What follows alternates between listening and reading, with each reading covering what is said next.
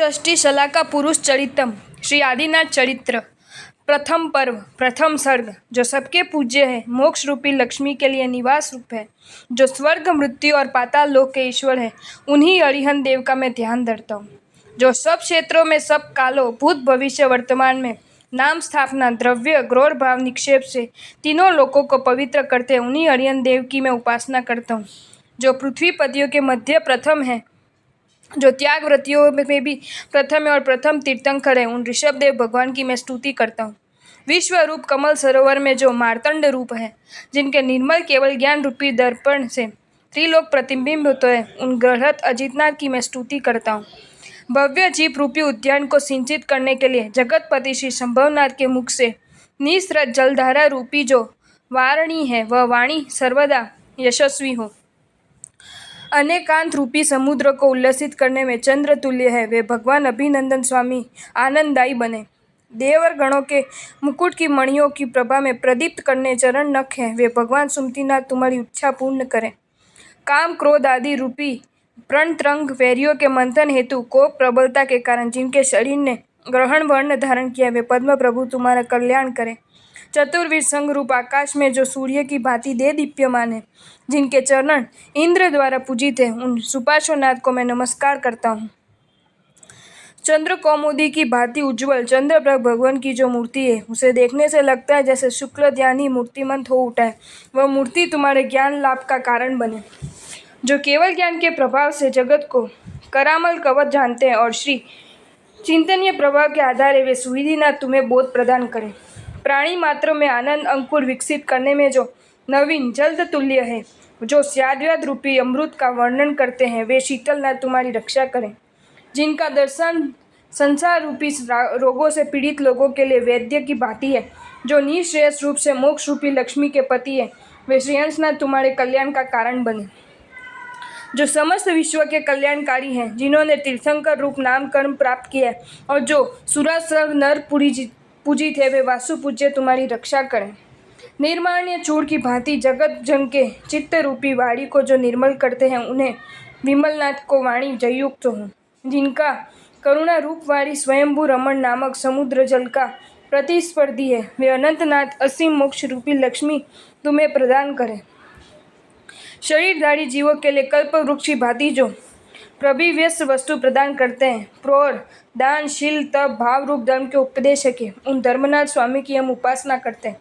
जिनकी वाणी रूपी चंद्रिका समस्त दिक् समूह को निर्मल करती है, जिनका लांछन मृग है, वे शांतिनाथ भगवान अंधकार को शांत कर तुम्हें शांति प्रदान करें। जो प्रतिशय रूप वृद्धि संपन्न है, सुरासुर नर के अद्वितीय स्वामी है, वे कुंतुनाथ तुम्हारे कल्याण रूप लक्ष्मी प्राप्ति का कारण बने। काल चक्र के चतुर्थ द्वारा रूप आकाश में जो मार्तंड रूप है, वे भगवान अरनाथ तुम्हें चतुर्थ पुरुषार्थ रूप मोक्ष लक्ष्मी सहित विलास की प्रभिवृद्धि करें। नवीन मेघ के उदय से जिस प्रकार मयूर प्रानंदित होता है, उसी प्रकार जिन्हें देखने मात्र से सूर असुर नरपालों के चित्त आनंदित हो जाते और जो कर्म रूपी पटवी के उत्खात में मत हाथी की भांति, उस मल्लिनाथ को मैं स्तवन करता हूँ। जिनकी वाणी मोह निंद्रा प्रसुप्त प्राणियों के लिए प्रभाती रूप है, उन मुनि सुव्रत स्वामी का मैं स्तवन करता हूँ। प्रंगान करते समय जिनके चरणों की नख प्रभा निखिल जैनों की मस्तक पर पड़ती है और जो जलधारा की भांति उनके हृदय को निर्मल करती है, उन नेमिनाथ भगवान के चरणों की नख प्रभा तुम्हारी रक्षा करे। यदुवंश रूपी समुद्र के लिए जो चंद्रमा रूप है और कर्म रूप प्रणय के लिए हुताशरण स्वरूप है, वे अरिष्ट नेमी भगवान तुम्हारे अरिष्ट या दुखों को दूर करें। कमठ गौर धनेन्द्र दोनों अपना अपना कार्य करते हैं, किंतु दोनों ही प्रति उस जिनका मनोभाव एक रूप है, वे पार्श्वनाथ भगवान तुम्हारा कल्याण करें। जिनके नयन ताराश्री में कृतापराधी के प्रति भी दयाभाव प्रस्फुटित होए और इसी कारण जिनके नयन पल्लव ईशत वाष्भद्र है, उन्हीं भगवान महावीर के नयन कल्याण वर्षी बने। ऊपर 24 तीर्थंकरों की स्तुति गई है। इन्हीं 24 तीर्थंकरों के समय 12 चक्रवर्ती, 9 श्रत चक्रवर्ती वासुदेव, 9 बलदेव और 9 प्रति वासुदेव हुए। इन सबों ने इसी श्रव सर्पिणी काल में इस भरत क्षेत्र में जन्म ग्रहण किया। इन्हें त्रिशिष्टि शलाका पुरुष कहकर अभिहित किया जाता है। इनमें कईयों ने मोक्ष प्राप्ति है, कोई भविष्य में करेंगे। ऐसे ही शलाका पुरुष सत्व संपन्न महात्माओं के चरित्र का वर्णन है, क्योंकि महात्माओं का चरित्र कीर्तन कल्याण और मोक्ष प्राप्ति का कारण होता है। सर्वप्रथम आते हैं भगवान ऋषभ। इन्होंने जिस भव में सम्यक्त्व प्राप्त किया, उसी भव कथा का मैं प्रारंभ करता हूँ। उसे ही उनका प्रारंभ प्रथम भव कहकर उल्लेख है। जम्बूद्वीप नाम का एक बृहद द्वीप है, जिसके चारों ओर एक के बाद एक असंख्य वलयाकृति समुद्र और द्वीप है। जम्बूद्वीप वज्र वेदिका के प्रकार द्वारा वेष्टित व्रोण नदी क्षेत्र एवं वर्षधर पर्वत द्वारा सुशोभित है। ठीक इसके मध्य में सुवर्ण और रत्न जड़ित मेरु पर्वत वर्तमान है। मेरु पर्वत के जम्बूद्वीप की नाभि कह सकते हैं। ये मेरु पर्वत 1,00,000 योजन ऊंचा और 3 मेखलाओं द्वारा सुशोभित है। प्रथम मेखला में नंदनवन, द्वितीय मेखला में सोमनस वन, और तृतीय मेखला में पांडुप वन है। इसकी चूलिका 40 योजन विस्तृत और बहु जिनालयों में शोभित है। मेरु पर्वत के पश्चिम में विदय क्षेत्र है, जहाँ क्षितित्र प्रतिष्ठितपुर नामक एक नगर था। उस नगर को भूमंडल का अलंकार स्वरूप कहा जाता था। उसी नगर में प्रसन्नचंद्र नामक एक राजा राज्य करते थे। उनका ऐश्वर्य इंद्र तुल्य था और धर्म कर्म में सर्वदा जागृत थे।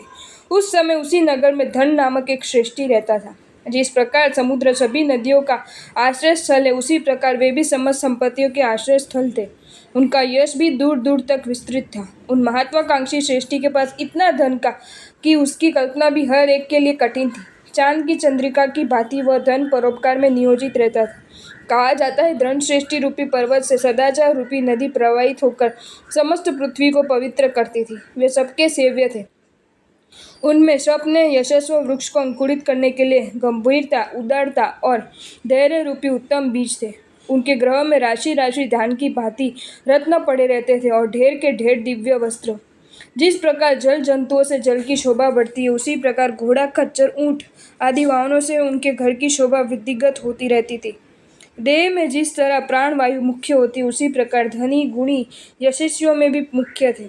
जिस प्रकार महासरोवर के निकट की भूमि भरने के जल से प्रावलित रहती है, उसी प्रकार श्रेष्ठी के कर्मचारीगण भी धन और ऐश्वर्य से प्राप्लावित रहते थे। प्रथार्थ उनके प्रगणिस्थ कोई भी दरिद्र नहीं था। एक दिन श्रेष्ठी ने पुण्य द्रव्य लेकर वसंतपुर जाना स्थिर किया। उस समय वे साक्षात मूर्तिमान उत्साह से लगते थे।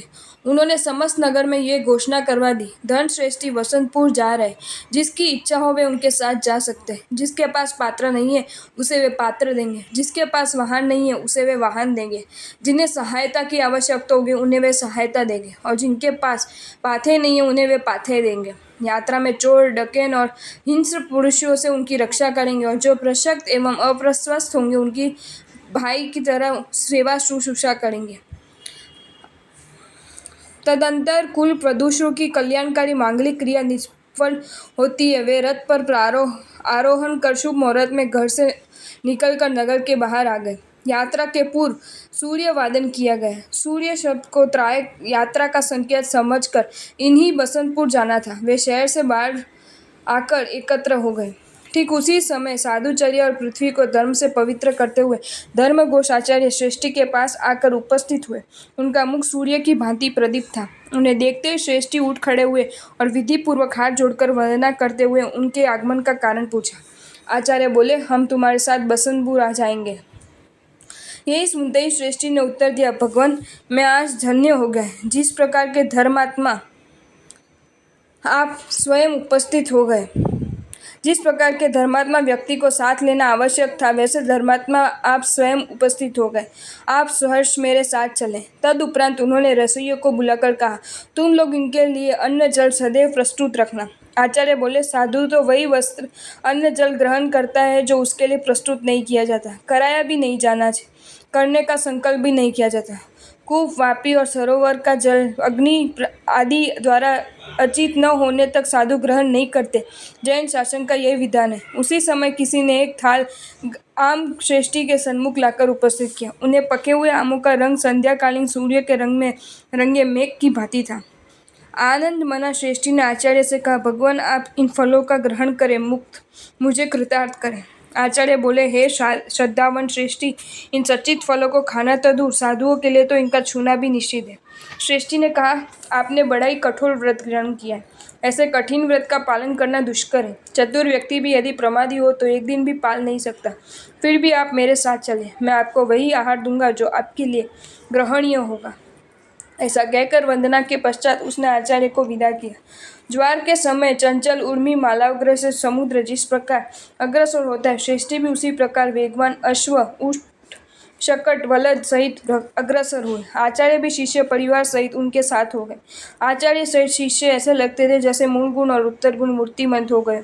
संघ के आगे धन श्रेष्ठी जा रहे थे और पीछे उनके मित्र मणिभद्र एवं दोनों और यश्वारोही सेना। उस समय आकाश श्रेष्ठी के श्वेत छत्रों से, कई शस्त्रकालीन शुभ मेघमालाओं से आच्छादित तो कई मयूरपंख के तने हुए छत्रों से वर्षाकालीन मेघमालाओं से आवृत सा प्रतीत हो रहा था। व्यवसाय के लिए जो पुण्य द्रव्य लिए थे, ऊंट बलद गर्द, उन्हें इस प्रकार वहन कर रहे थे जैसे घनवाद पृथ्वी को वहन करता है। दूत गति के कारण ऊँटों के पैर कब उठते थे और कब भूमि स्पर्श करते थे, सबक हो ही नहीं पड़ रहा था। लगता था जैसे वे हरिणा है। खच्चरों को पीठ पर रखे हुए थैले इस प्रकार उछलते थे मानो वे उड़ते हुए पक्षी के डेने हैं। बड़े बड़े चक्कर जिनमें बैठे युवकगण खेल कूद भी कर सके। जब चलते थे तो लगता था जैसे बड़ी बड़ी अटुकुलियाँ ही चल रही हैं। जल वहनकारी बृहद स्कंद वाले महिषों को देखकर लगता था जैसे आकाश के मेघ ही पृथ्वी पर उतर आए और विपासुग्रों की तृषा निवारण कर रहे हैं। पुण्य द्रव्यों से भरी हुई गाड़ी चलते समय इस प्रकार आवाज करती थी मानो उनके भाड़ में देखकर पृथ्वी ही चित्कार कर रही है। बलद, ऊँट और घोड़ों के खुरों से उड़ी हुई धूल ने आकाश को दिन में भी इस प्रकार अंधकार में बना दिया था कि जो सुई से ही बींधा जा सके। बलदों के गले में बंधी हुई घंटियों की आवाज से जैसे द्विमुख भी बगीर सा हो गया था। चमड़ी मृग शावक सहित इन शब्दों से भयभीत होकर दूर खड़े उद्ग्रीव से देख रहे थे कि ये शब्द कहाँ से आ रहे। अत्यधिक भार वहन करने के कारण ऊँटगण अपनी गर्दन टेढ़ी कर करके वृक्ष के अग्रभागों को चाट रहे थे। जिनकी पीठों पर पुण्य भरे थैले थे, वे गंधर्व कान खड़ा खड़ा कर गर्दन सीधी कर चलने के समय एक दूसरे को काटते थे और पीछे रह जाते थे। वस्त्र शस्त्रधारी रक्षकों के द्वारा परिवेष्टित श्रेष्ठी इस भांति जा रहे थे जैसे वे वज्र निर्मित पिंजड़े में बैठे हो। मणिधारी सर्पों ने जिस प्रकार लोग दूर रहते, उसी प्रकार चोर डकैत भी पुण्यमय उस सार से दूर रहते थे। श्रेष्ठी, धनी, निर्धन सभी का योगक्षेम समान भाव से बहन कर रहे थे एवं सबके साथ इस प्रकार जा रहे थे कि जैसे हस्ती युद्ध के साथ युद्धपति जाति चलता है। सभी आनंद पुलकित नेत्रों से उनका आदर सत्कार करते थे। सूर्य की भांति प्रतिदिन वे आगे से आगे बढ़ते जाते थे। इस प्रकार जाते जाते रात्रि का छोटा करने वाला, नद नदी सरोवर को शुभ बना देने वाला और पर्यटकों के लिए कलेशकर घोषणा ग्रीष्मम का यहाँ उपस्थित हुआ। विशाल भट्टी में जलती हुई अग्नि की भांति असह्य गर्म हवा प्रवाहित होने लगी।